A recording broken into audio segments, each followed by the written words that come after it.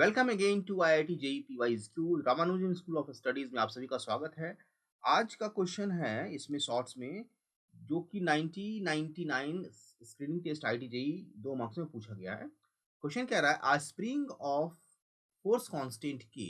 एक स्प्रिंग है जिसका फोर्स कांस्टेंट कितना गिवन है, के है। ये कट किया जाता है into cut into pieces, two pieces. Spring constant के इसको दो पीस में कट किया जाता है such that one piece is double length of the other.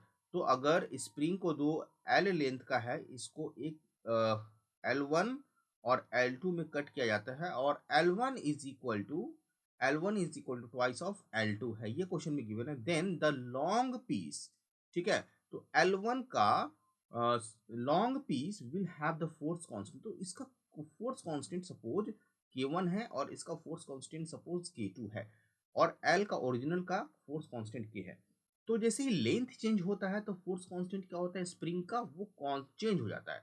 तो फोर्स कांस्टेंट की बात करें तो स्प्रिंग का जो फोर्स कांस्टेंट है, okay, that is inversely proportional to its length. ध्यान से देखेंगे, force constant is inversely proportional to its length.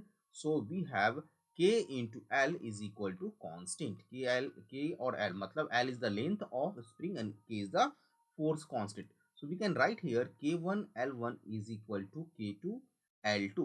So यहाँ पे हमें किसका निकालना है, l1 का, स्मॉल l1 का। So we can write here small l1 का k1 is equal to k2 divide by L1 into L2, K2 into L1 divide by L2, ये हो जाएगा हमारा, ठीक है।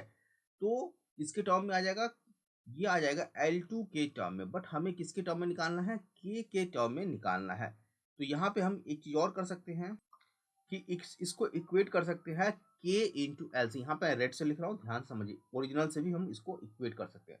सो L1 can be written as L1 is K1 is equal to, यहाँ से हम लोग लिख सकते हैं K1 is equal to K into L over L2, L over L1।